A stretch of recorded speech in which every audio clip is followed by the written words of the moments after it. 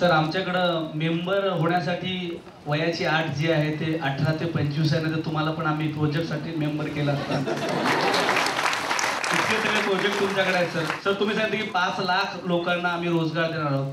आमचे मार्गदर्शक असणारे अभिजित पवार सरांनी महाराष्ट्रातल्या 10 लाख विद्यार्थ्यांना एकत्रित करण्यासाठी या इनच्या प्रोजेक्टची स्थापना केलेली आहे.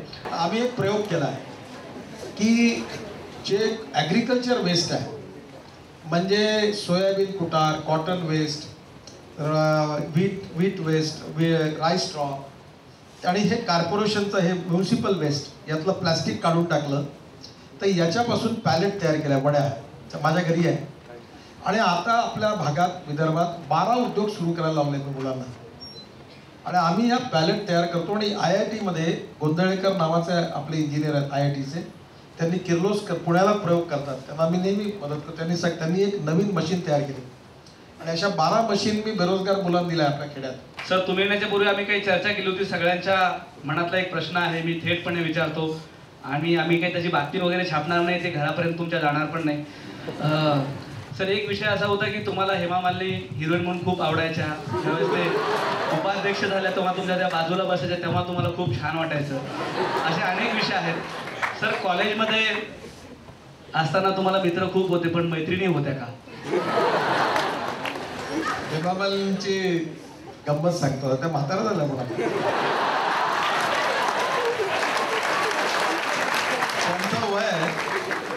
त्यांचं वय आता 61 किंवा 62 आहे. पण अतिशय चांगल्या म्हणजे महिला म्हणून सगळ्या दृष्टीने आदर्श अशा आहेत आणि त्यांच्या माझ्या अतिशय जवळचे संबंध आहे. माझ्या घराशी, माझ्या पत्नीशी, मुलं सगळ्यांची चांगली ओळखी आहे. तर मी एकदा माझी पत्नी आणि हेमा मालिनी घरी आल्यानंतर त्यांनी एक संस्कृत देवीचं स्तोत्र आहे पूर्ण म्हणून दाखवलं, चांगलं गातात पण. तर बोलता बोलता मी त्यांना सांगितलं की मी जेव्हा कॉलेजमध्ये होतो तेव्हा मला विचारलं, म्हटलं कोणाशी लग्न करायचं, तर म्हटलं हेमा मालिनी. तर नंतर मी म्हटलं की मग शेवटी तुम्ही जर काही मिळाला नाही तर म्हटलं जी मिळाली तर मी लोकांनी काय झालं तर म्हटलं जी मिळाली ती हेमा मालिनी. तर त्या म्हणाल्या तेव्हा तुम्ही का नाही सांगितलं मला, म्हटलं तेव्हा तुम्ही कुठे आम्हाला कचरा घास घातला असता.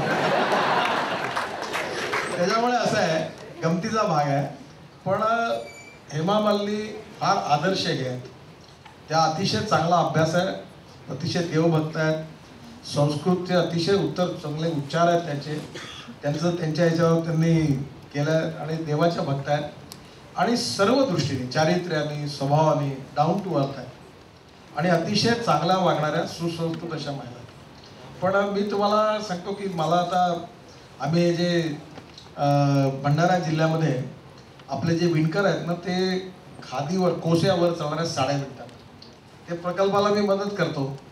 तर मी जे माझ्याकडे भेटतात त्यांना त्या साड्या भेट देतो. प्रियंका चोप्रा आली तर तिला मध्ये भेट दिली होती, प्रीती झिंटाला दिली होती, डॉक्टर सुष्मिता सेनला दिली होती. मला एक दिवस विमानतळावर मी होतो आणि मी चाललो होतो, मला मागं नितीनजी खूप जोराने आवाज दिला. मी पाहिलं तर ती प्रीती झिंटा होती. मला म्हणाले की मुझे और माँ ने वो मुझे जो साड़ी दी थी वो अपनी मेरी माँ ने ले लिया, मुझे और 2 साड़ियाँ चाहिए. आपल्या इथले विणकर जे आहेत, जे भंडारा जिल्ह्यातले आहेत, ते एवढ्या चांगल्या सेरिकल्चरच्या साड्या मिळतात. सरकारचा हात जिथे लागतो तिथे कधीच चांगलं काम.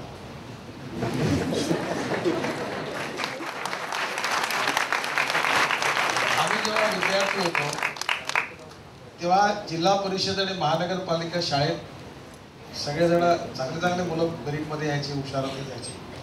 आता हे नगरसेवक जिल्हा परिषद काय म्हणतात, मला जिल्हा परिषद शाळा बंद नाही झाला पाहिजे, महानगरपालिकेच्या शाळा बंद नाही झाल्या पाहिजे. मी म्हटलं मग तुमच्या मुलाला कुठे शिकवता? यांच्या मुलाला हडस हायस्कूल सोमवारमध्ये प्रवेश पाहिजे, भारतीय विद्याभवनमध्ये पाहिजे.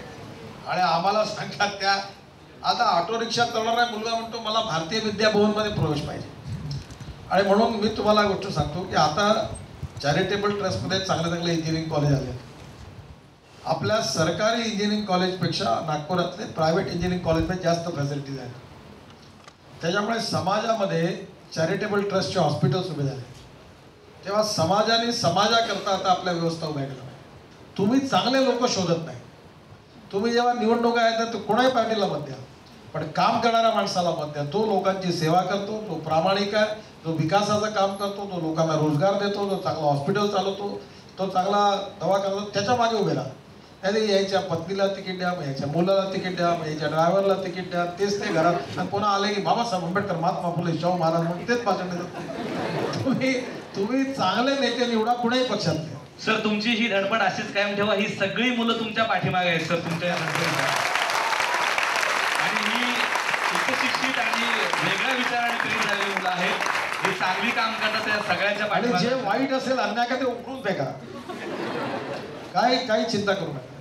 जे किडलेलं आहे, जे वाईट आहे, जे समाजाचा उपयोग आहे त्याचा प्रतिकार करा, त्याला तोडून टाकायचा. मी या मताचा, मी मंत्री आहे, जबाबदार आहे, तरी बोलतो असं.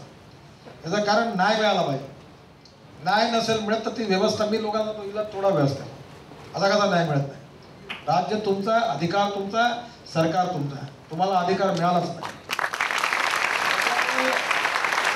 तुम्ही तुमच्या बघा, या देशातले प्रश्न नेत्यांमुळे नाही, पार्टीमुळे नाही, तुमच्यामुळे आहे. तुम्ही चांगले नागरिक आपण सगळे बनलो आणि आपण सगळेजण विचार करून निर्णय करायला लागलो तर देश सुधरेल, नेते चांगले येतील, पार्ट्या सरळ चालतील आणि सरकार उत्तम चालेल. तुमच्या हातात आहे सगळं. तुम्ही एकदा हातात जर व्यवस्थित घेतलं, रिमोट कंट्रोल बरोबर चालवला तर बरोबर परिवर्तन होईल. जशी चंद्रपूरला दारूबंदी झाली तशी सगळ्या महाराष्ट्रात दारूबंदी व्हावी यासाठी ईनच्या सगळ्या सदस्यांनी मोहीम हाती घेतली महाराष्ट्र. आणि त्यासाठी आम्ही जनजागृती रॅली काढतोय, निवेदन देतो कलेक्टरला, पथनाट्य करतोय, जनजागृती मोहीम. आणि एका गावात किमान त्या जिल्ह्यातली दारूबंदी व्हावी ही अपेक्षा आहे. या मोहिमेकडे तुम्ही कसं पाहता, याला यश येईल का? या प्रश्नावर मी काही उत्तर देत नाही. मला राजकारणामध्ये असं आहे, मी शक्यतो खोटं बोलत नाही. आणि मला जिथे खोटं बोलायची वेळ येते तिथे मी चुपचाप राहणं चांगलं नाही. पहिली गोष्ट तुम्हाला एक सांगतो, दारूबंदी झाली म्हणजे मी दारूचा कट्टर विरोध आहे. पण जिथे लोक वर्धा जिल्ह्यात दारू पित नाही तिथे खोबडी पितात आणि मरतात. तेव्हा दारूबंदी ही सरकारने करून केली, ती मागणी झाली, केली पाहिजे, त्यात माझा विरोध नाही आहे. दारू प्यायला आपल्या लोकांचं प्रबोधन, प्रशिक्षण आणि संस्कार करणं आवश्यक आहे, की मी हे नाही करणार. आणि म्हणून माझं मत असं आहे की सरकारच्या बंदीने प्रश्न सुटत नाही. जो पिणारा असतो तो मग हातभट्टी ती पितो, हातभट्टीची उलटी पितो, मग लोक मरतात. आणि म्हणून जिथे जिथे दारूबंदी झाली तिथे तिथे दारू नाही असं नाही. आज वर्धा जिल्ह्यातही अनुभव घेतला आपण, गुजरातचा अनुभव घेतो. आणि म्हणून मला असं वाटतं की प्रयत्न जो आहे तो लोकांचे मनं बदलवण्याचा आहे. सरकारने नक्कीच बदलवलं पाहिजे. पण उद्या तुम्ही पत्रकार आहात, गडकरींचं म्हणणं आहे की दारूबंदी करू नये, असं छेडिंग घेऊन मायाला घेऊन नका जाऊ. म्हणजे सरकारने जिथे प्रयत्न केले, आता मी थोडं डिप्लोमॅसीने बोलतो, सरकारने जे प्रयत्न केले ते स्वागतार्ह आहे, त्याला माझं समर्थन आहे. आणि तुम्ही एक संकल्प मी केला, संकल्प मी दारू पिणार नाही आणि माझ्या पैशाने कोणाला दारू पाजणार. आणि हा निर्धार करा. आणि मला असं वाटतं याच्यातून बदल होईल, परंतु हा बदल मनपरिवर्तनातून होईल. हा सरकारच्या सक्तीच्या कायद्यातून थोडा बहुत होतो, पण त्यापेक्षा मनपरिवर्तनाच्या कार्यात तुम्ही जरूर भाग घ्या अशी माझी विनंती. Nitinji, I am really Amitabh Bachchan speaking. मला वाटलं काहीतरी चुकलं, खरोखर तेच आहे. तर मी लगेच त्यांना विचारलं की अरे आपने कैसे फोन किया. तर मी आपला जेव्हा तुमच्यासारखा विद्यार्थी होतो तेव्हा थर्ड क्लासचं तिकीट 85 पैसे, नंतर मग 1 रुपया 5 पैसे. तर मी थर्ड क्लासमध्ये सिनेमा वगैरे, श्याम टॉकीज, राजविलास टॉकीज वगैरे. आणि एक पिक्चर तर अमिताभ बच्चनचा लागला होता, थर्ड क्लासचं तिकीट घ्यायला आम्ही 4 मुलं गेलो होतो. तर इथून तर त्या दरवाजापर्यंत जमिनीला आमचे पायच नाही लागले, बनियन वगैरे घालून वरच्या वरती धक्काबुक्की तरंग त्यावेळी थर्ड क्लास नेहमी आमचं त्या काळात असं होतं की सिनेमा पुढून बघायचो आणि नाटक मागून बघायचो. त्यावेळी तो काळ होता. त्याच्यावेळी मी आणि माझे मित्र आम्ही तेव्हा अमिताभ बच्चनचा पिक्चर जंजीर 3 वेळा पाहिला. फायटिंगचे पिक्चर मला फार आवडायचे. आणि जंजीरमध्ये मस्त फाट्या, प्राणने खूप सुंदर काम करतो. तुम्ही तो जुना जंजीर कधी बघा. तर मी अमिताभ बच्चनला लगेच म्हटलं की अरे वाह बहुत अच्छा हुआ आपने फोन किया, मैं आपका बहुत फैन हूँ. मैंने जंजीर 3 बार देखा है, दीवार 3 बार देखा है, आनंद तो मैंने 3 बार देखा है और मैं आपको बहुत चाहता हूँ. बहुत अच्छा हुआ आपने मुझे फ़ोन किया. तो मला लेते फिल्म की बात छोड़ दो. आज मैंने फ़ोन इसलिए किया कि मेरा हवाई जहाज़ पुणे से मिस हो गया, तो मैं मुंबई पुणे एक्सप्रेस हाईवे से जा रहा हूँ. और आपका अभिनंदन करने के लिए मुझे फोन नहीं मिला आपका, तो विजय दरड़ा मेरे पीए ने उनसे आपका फोन दिलाया।